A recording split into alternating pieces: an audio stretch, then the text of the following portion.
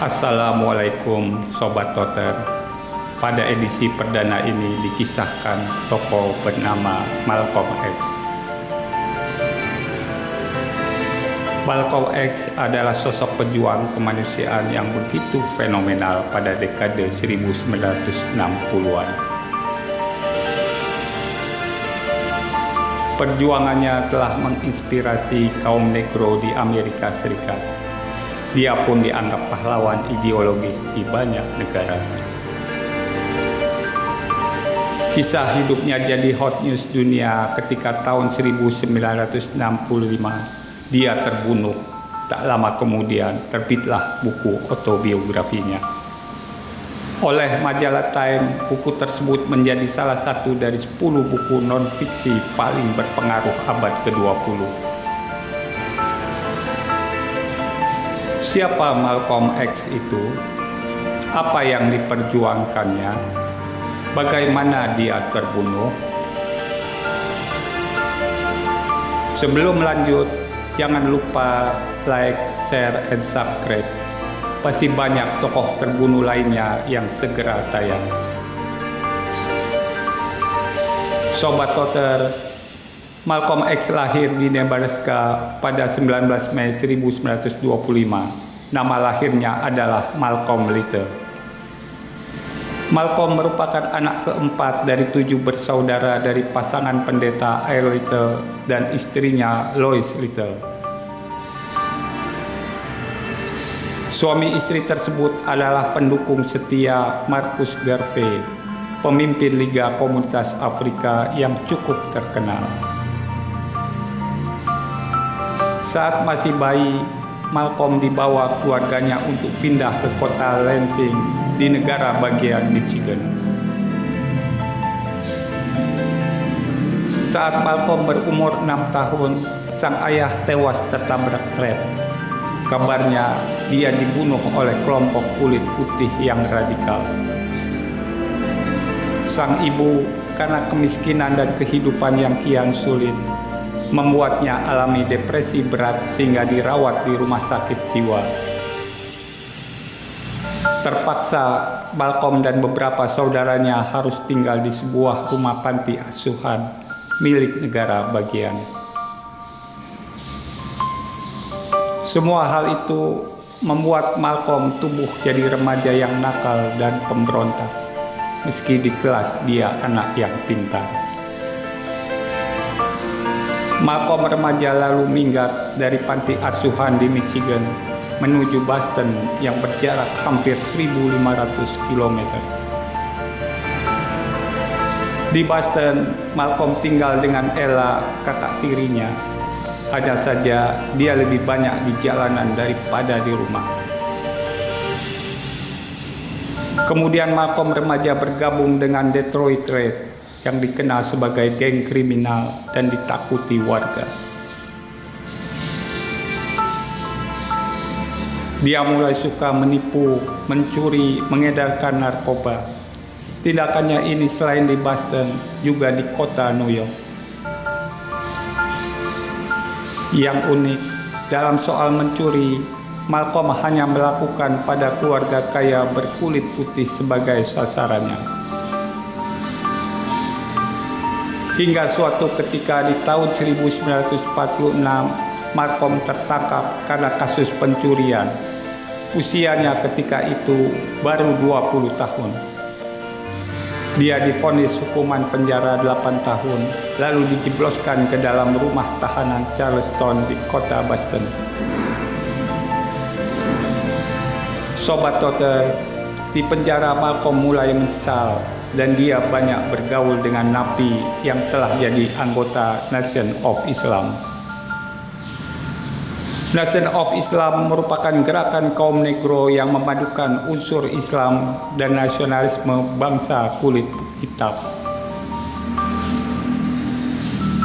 Malcolm muda sangat tertarik untuk bergabung dan secara yakin memeluk agama Islam atau menjadi mu'alaf. Namanya pun dirubah dari Malcolm Little menjadi Malcolm X. X punya makna tersendiri bagi anggota Nation of Islam. X dapat disimpulkan sebagai pencarian tak berujung, sekaligus kebebasan dari ketertindasan. Semenjak itu, Malcolm rajin beribadah dan bersikap santun. Dia berhenti merokok, berjudi, dan menolak pakan babi. Bahkan dia lebih senang menghabiskan waktunya dengan membaca buku di perpustakaan penjara.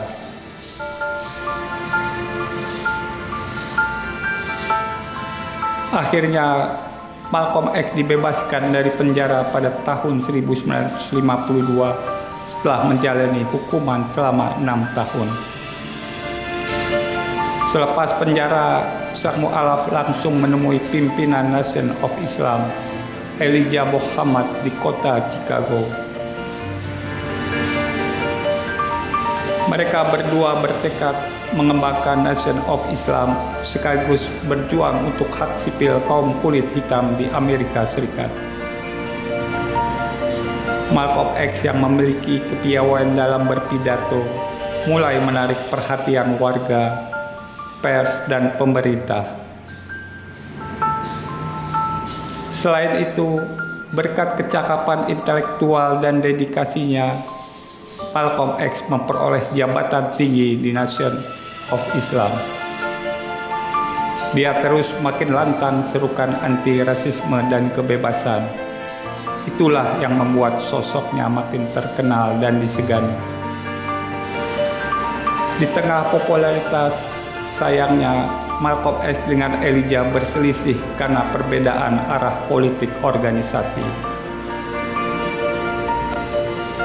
Puncaknya pada 8 Maret 1964, Malcolm keluar dari Nation of Islam.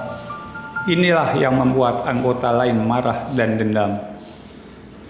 Lalu Malcolm X membentuk organisasi baru bernama Muslim Mosque Incorporated dan Organisasi Persatuan Afro-Amerika.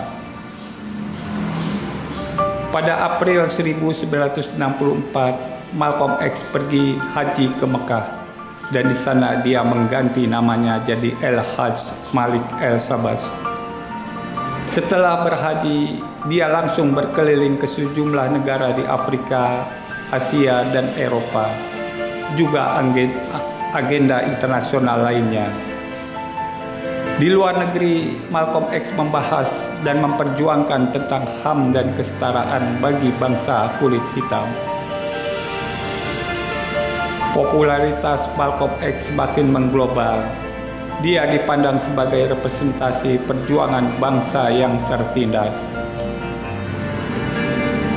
Kembali ke negeri Paman Sam, Malcolm makin dipuja, namun dia juga dapat ancaman dari anggota Nation of Islam.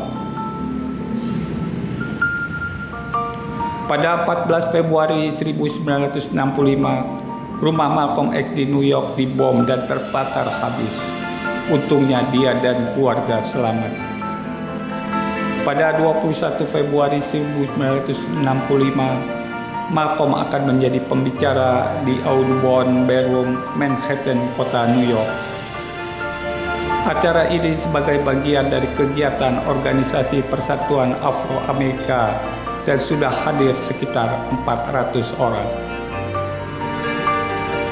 Ketika ia hendak berpidato, terjadilah keributan yang disusul dengan sejumlah tembakan ke arah Malcolm X.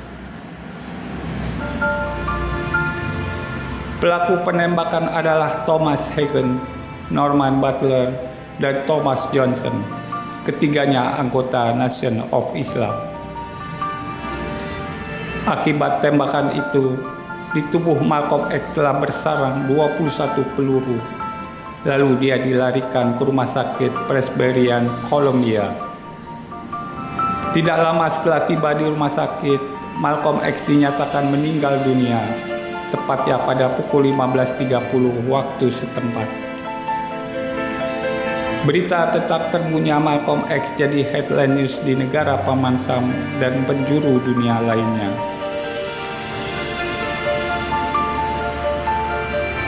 Wafatnya Malcolm X tentu saja meninggalkan kepedihan bagi sang istri Betty Shabazz beserta keenam anaknya. Meski demikian, Malcolm X ibarat martir. Pasca kematiannya, masyarakat internasional menuntut apa yang dicita-citakannya. Malcolm X adalah legenda dan dia tercatat sebagai tokoh Afro-Amerika yang paling berpengaruh sepanjang sejarah. Demikianlah kisah terbunuhnya lelaki negro yang mampu menggetarkan Amerika Serikat dan menjadi figur perjuangan HAM dunia. Bagi yang ingin mengenal lebih jauh sosok sang mu'alaf, film Hollywood yang dirilis tahun 1992 ini patut ditonton. Terima kasih Sobat Doter. Jangan lewatkan tayangan video edisi kedua yang lebih informatif dan seru lagi.